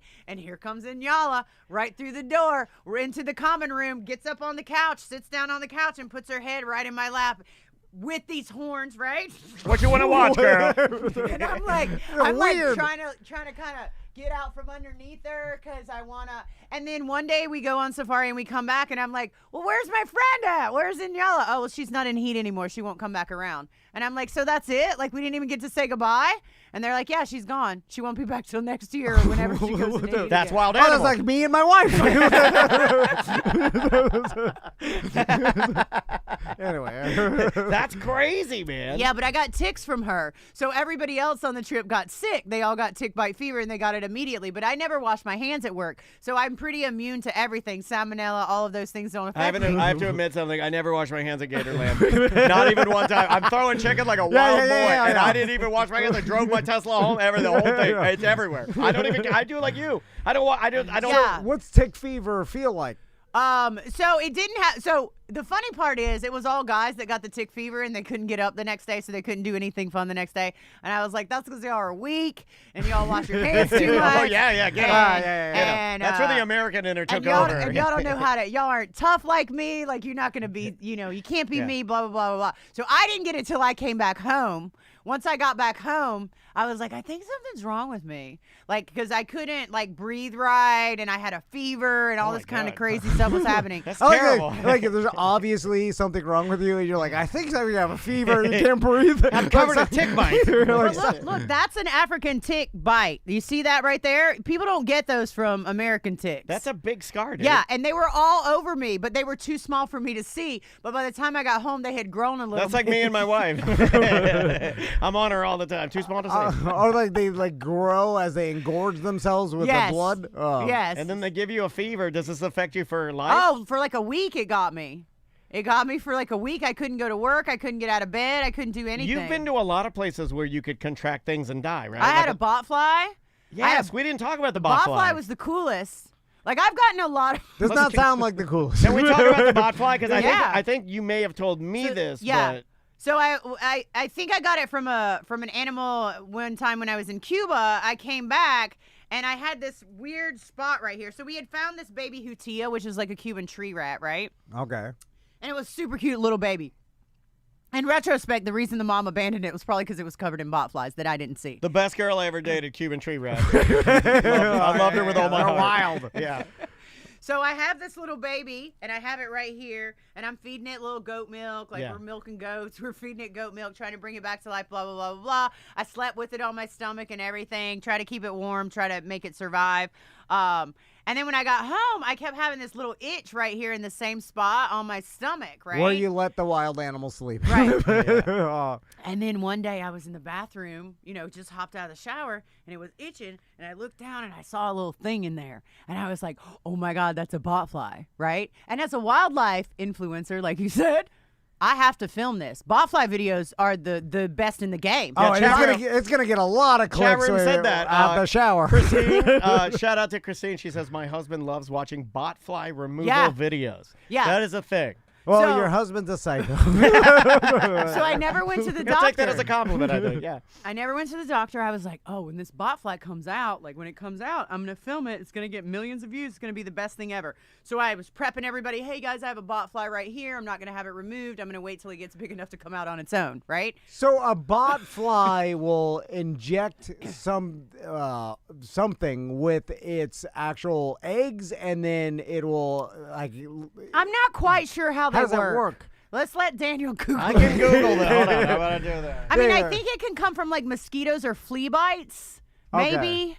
But it's actually the botfly larva is what comes out. Yes. So you but use I it like can a see host. the botfly larva every day. You nailed it. Like I can see its little head. The adult botfly lays eggs on a host, usually mammals, sometimes even humans, but the adult fly doesn't always deliver the eggs herself. Some species use mosquitoes or other insects to deliver them. They burrow under the skin. Once hatched, the larvae burrow into the host's skin and live there for weeks, feeding on their tissue. You'll often see small boil-like lumps with a hole in the center of it. That's how they breed. Eventually, they crawl out. After maturing, the larvae wriggle pull out of the skin, drop to the ground, and pulpate into adult flies. Yeah. I'm gonna barf. You live a wild, awesome life. You're a lunatic, and I love it. So I'm nurturing this botfly, right? I'm making sure he doesn't pop out at like I'm keeping it, right? This is content.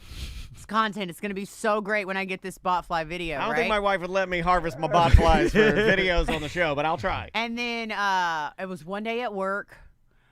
Some girl was like, Savannah, how's your botfly? And I was like, oh, it's doing really good. Come here and so say I open up my shirt so she can see the little. Because now it's like a hole, and I can see its little head, like... Oh, my God. I mean, it goes back in if you try to touch it. I'm getting the wet mouth you get before you barf. You know, like that. I'm squishing that thing out of there immediately. There's no way I'm living with that. I mean, Savannah, I don't even like pooping. Pooping's gross for me. Like, when I poop, I'm like, that was so horrible. Like, I'm crying afterwards. And, like, I don't even like pooping. So I'm showing the girl my botfly, right? And at the exact same time I'm showing her, the hole where it's underneath this thing. Like it's right here under my bra. And then at the same time there's a radio call. And I pick up the radio to say, like, this is Savannah, like, what do you need? And the girl that was with that other girl goes, oh my God, there's a maggot coming out of your stomach. And I'm like, no! Right? I don't have my phone ready. I can't film it. Oh and my I'm like, God. no! World star! Help! Somebody help! Help! Content! World star! Help! And so like I look down, and by the time I look down, it has fallen, right? So I'm trying to catch it. It's gonna pulpate, but quick. I was so hot and sweaty that I squished it. Oh, so I never got a video out of this thing that I hatched out of my stomach. I'm gonna show you what it looks like. You killed your baby. Go ahead, put a gummy worm in there. Wait, where is it? You see the hole? Oh, man. Oh, yeah. Damn. That's like a paintball scar. Damn. Yeah, They got That's you. where he came from. They got you. Oh my God. So a larvae, it basically lived inside your stomach. She allowed it to live inside her. That's the thing that's most impressive, I feel, is that you allowed it. I did. You knew what it was and you let it happen. Like, I don't even like, if I have a splinter, I guess I could wait it out, but Sacrifices for content, man. I guess, yeah.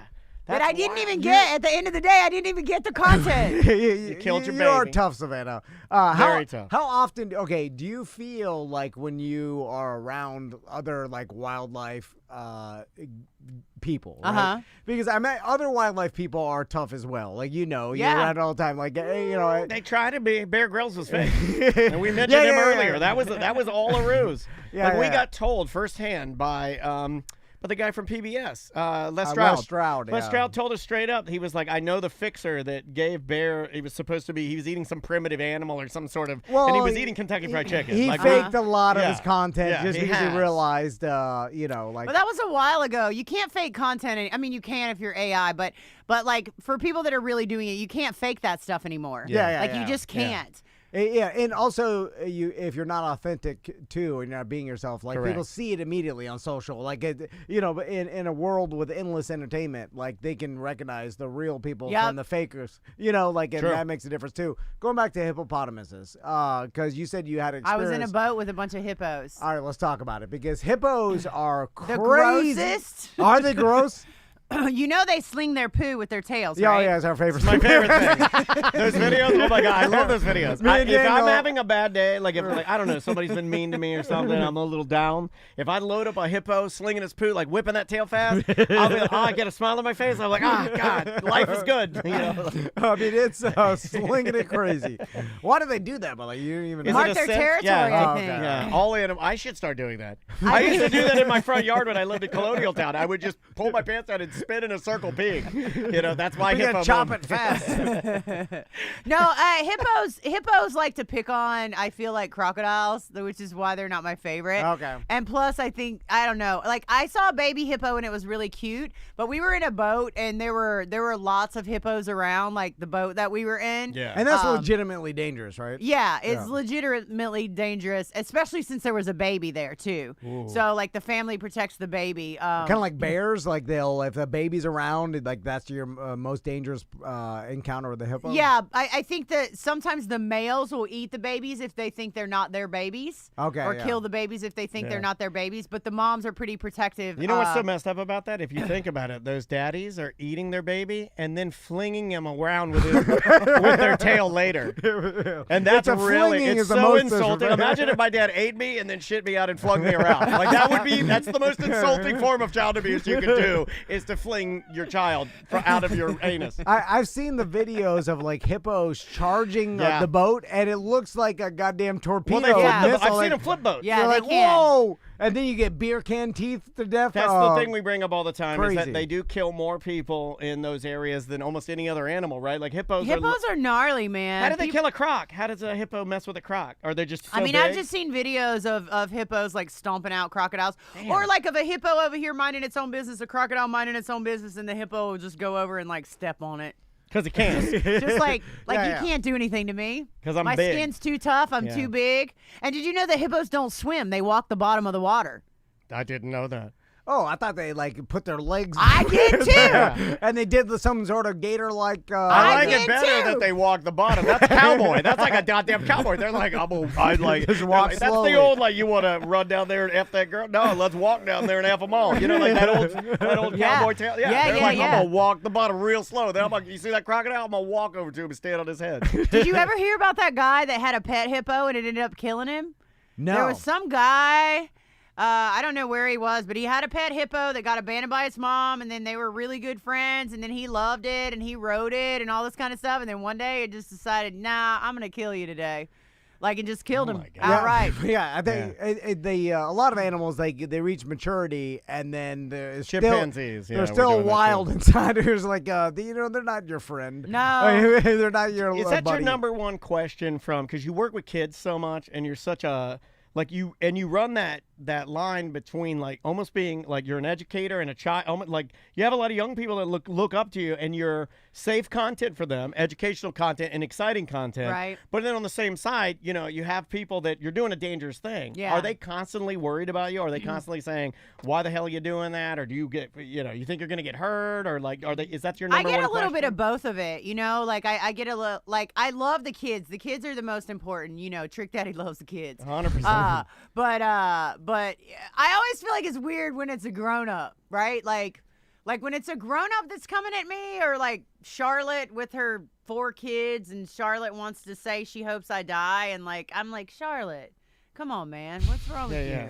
I don't even know. I'm just making up a name. No, but that is a weird flex. I just wonder, because it's also, though, you're in a cool spot because you are bringing something to the table. I think it's weirder when you're like an adult, like presenting something out there, and you're just, it's almost like an opportunist. Yeah. I feel like you really, and you always have, like I remember back before you didn't work at Gatorland, how the goal was Gatorland. Yeah.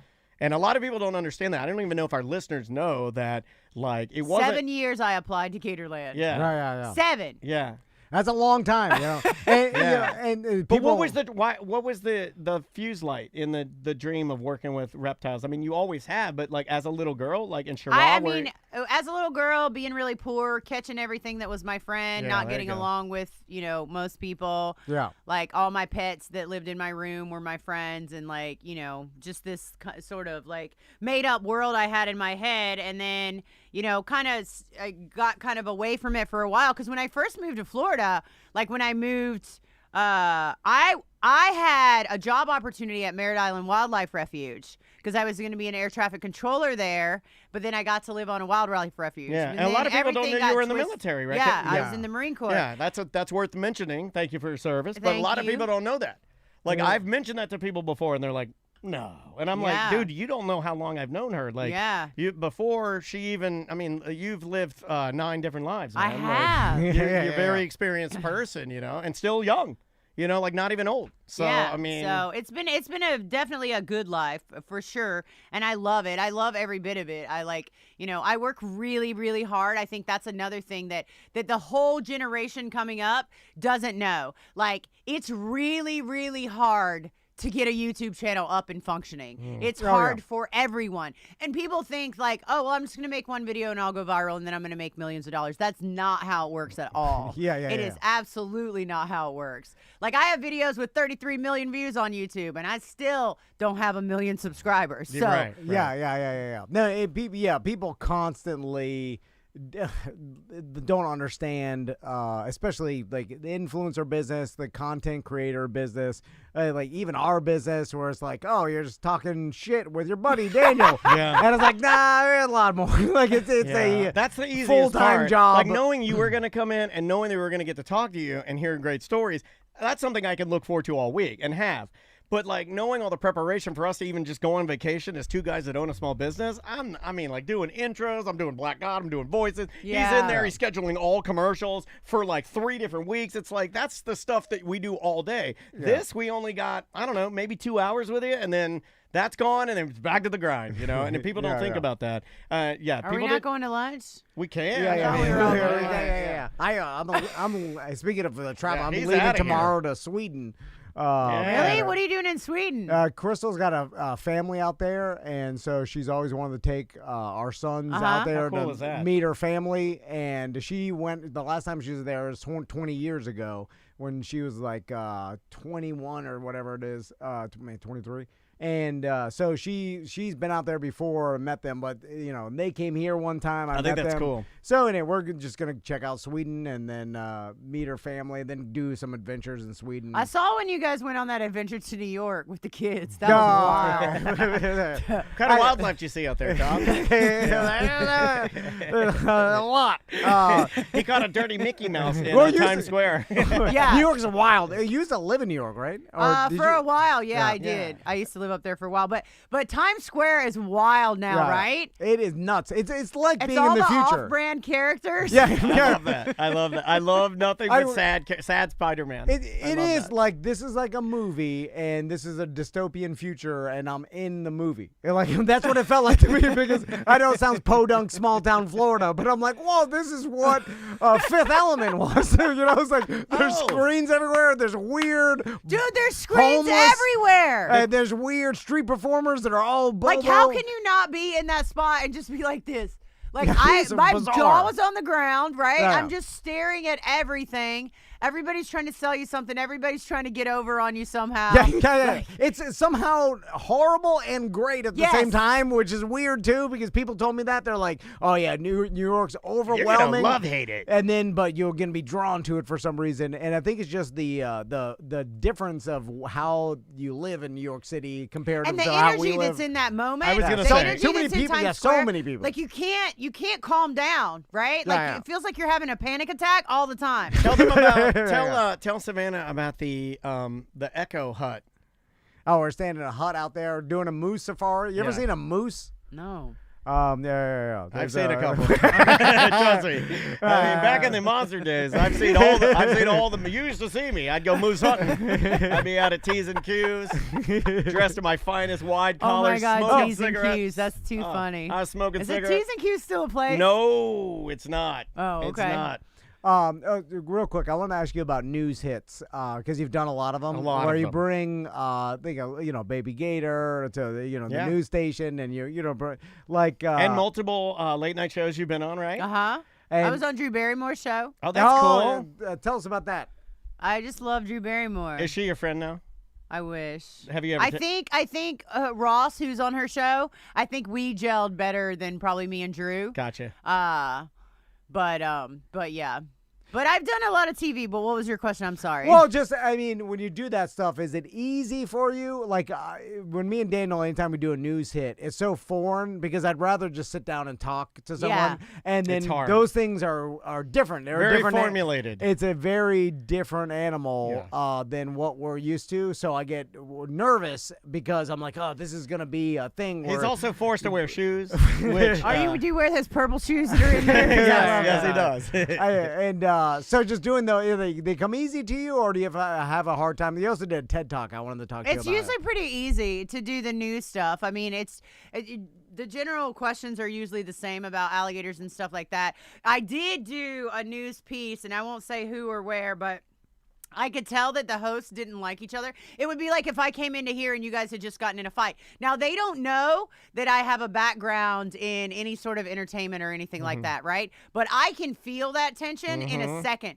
So I went into one time. You've been an ensemble cast member on The Monsters and then multiple other radio shows. You can feel improv energy. Oh, yeah. You know exactly You've got so where much to go. experience. You Yeah. can go in any direction. You can write a song. You can write a bit. Like, yes. I mean, and I know exactly what you're talking about. I've gone to other shows before, and you walk in and you know that they were just fighting, and you're like, whoa. Yeah, because you can feel it. And then this news place, this was a couple years ago. Like an energy suck. Like the minute I walked in, I was like, uh-oh.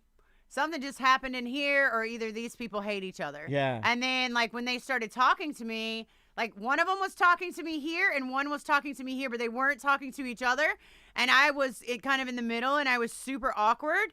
And I don't know whose question to answer first. Right, because you guys just threw 2 questions at me at the exact same time. Well, now they're in a competition. Right. And so if I answer host X's question, then I left out Y, and then she's not going to ask me any more questions or engage with me. So in those moments, I just look at the screen and go, well, the thing about alligators is I'm not paying attention to either one of you guys. Yeah, you just go into entertainer mode. Right, like, I just have to exactly. do this. Like, I'm just going to make it happen. Listen, from what I've been taught in radio, nothing makes a show better than everybody hating each other. Well, that's I mean, Radio 101. There is and me and Daniel are trying to build on that. We don't do that anymore, but I mean, it's joking. keeping you on your toes, I guess. If there's anything you can say that's positive about it, at least you get some energy out of it. Well, I think the greatest thing about all of us here and Monsters as well and all of Real Radio is Orlando loves its own, right? Yes, Orlando, when I lived in California, Orlando was my majority of support. When I lived, well, that's the only other place I lived since I've been here, but Orlando loves its own. They will champion you if you're good to Orlando, and I feel like I've been very blessed to be like a great part of Orlando, and, hopefully, maybe if they write an Orlando history or something, maybe I'll get a You're little. in it. 100%. I'll get a little notation. Oh, Just 100%. Florida in general, it's funny from living here my whole life. I love it. The older I get, the more I appreciate Florida. I didn't even realize how different other states were when I was younger. I didn't notice. I never lived anywhere else in those states, so you don't get to see. And then you hear other people like, "Oh, I lived in California for a while. It is totally different." And I'm like, "Oh, how different could it be?" And then you find out that it is different. Like, there's different states have different feels about them. Yeah. And then 100%. also, like, the amount of variety we have in Florida, and just with the wildlife, our weather. I love the is people. cool. I think Floridians and even the people that come here to be Floridians, I count you guys too. I don't know. I like the vibe here. It gets a bad rap. It does get a bad rap, and I hate that because I really do enjoy it. Let it get a bad rap. You're right. Yeah. That's I'm of the opinion that everybody be scared to move to Florida. Yeah.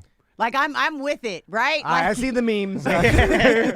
be scared to move to Florida because we got a lot of people here. It's true. It's tight around here. Yeah, it is. It's getting real tight. And that sheriff over in Brevard County, y'all don't come down here and mess up. Oh, graveyard dead. You have to say graveyard. I know what dead means, sir. Yeah, I understand what you're saying. saying. Just say we'll shoot you. That's scary enough. So, graveyard dead. I just sent that weird for a cop to say. I just sent that video to a friend of mine in Australia, and they were like, "Well, how good's that?" Well, they're like Florida, right? Is it Australia, kind of Florida? Northern Territory of Australia is the Florida of Australia. I think you told me that too. It is so wild there. It is just wild. Yeah. What's your favorite place out of all the places? Is Australia up there? Cuba's my favorite place to go because I love Cuba. And just everything about it. It's easy to get there. The people are the greatest people in the world, and they work so hard with so little to be able to, like, they don't have the same things we do here, but they still get the job done no matter what, and they're just incredible people. But the Northern Territory of Australia it's next level, man. Like, it is like it's just something that, like, you have to be there in that space to get it. Like there's a difference in me walking into a habitat at Gatorland with an alligator maybe that's been rescued than me walking into a habitat with a crocodile that already killed someone. So it knows it can, and then it's just me. And then I'm looking at it, and then it's looking at me, and it knows, like that. Look at that big-ass marshmallow over there. I could eat her right now. And Crocs are so fast. You showed us that when we were there. When we were at Gatorland, you were showing us the difference in speed and just the veracity or the aggression. Yeah. And crocodiles do not F around, dude. Like we saw some things that day that like I was like, oh.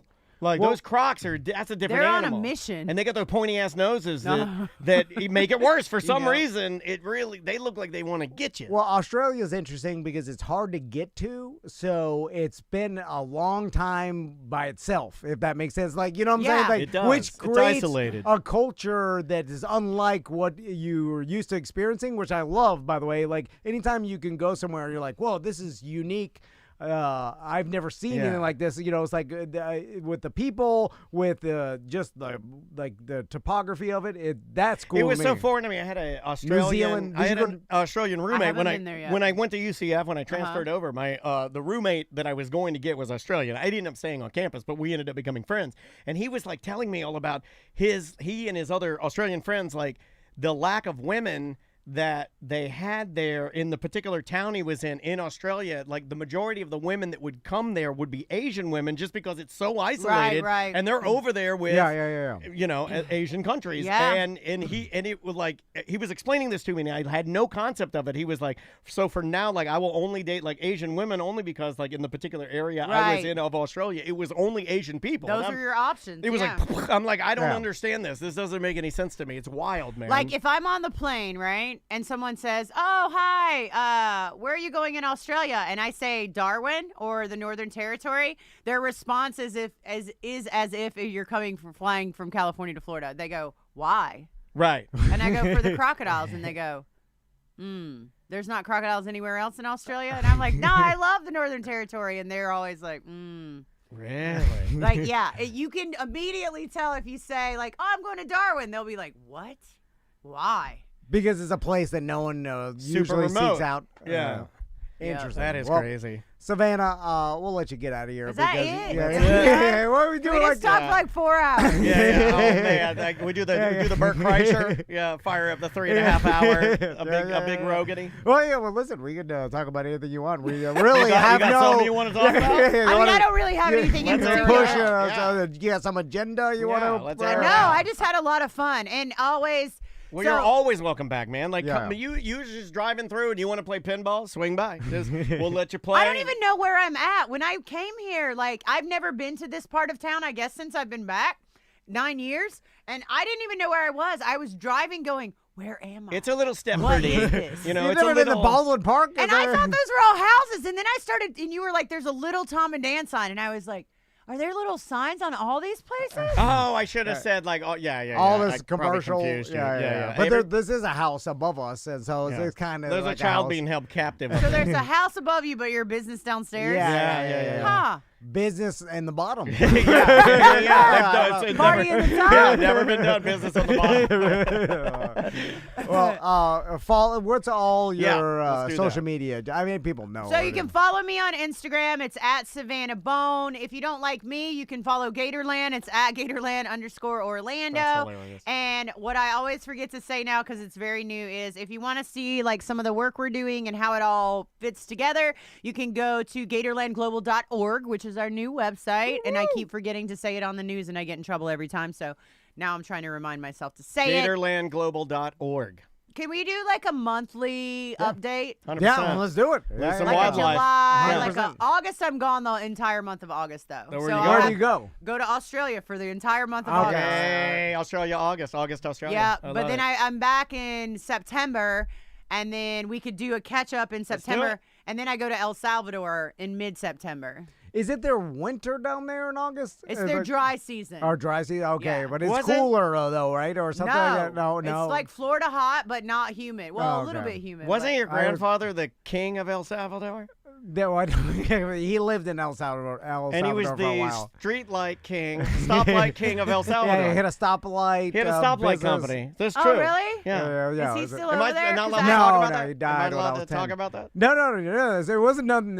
He was on the up and up. Okay, yeah. It was back when you went down to Central America or South America, started a business, and then like an American businessman opening up. But then like tanks started coming. And, I'm starting an Aunt Annie's pretzel factory in Japan. It's going going to be huge. Yeah, he was like, down here, the government just seizes your business for war. There's a tank here. Gotta go. Like that. Yeah. That's crazy. Yeah. So my mom lived down there, and all my uncle and aunt for a while. I thought that your mom had an El Salvadorian accent when I talked I remember to when we her. were kids, we found a briefcase with like 9mm bullets just riddled in there. That's a good sign. That's a good sign. Like a beer. You and Tom have a lot in common. That's crazy. Yeah.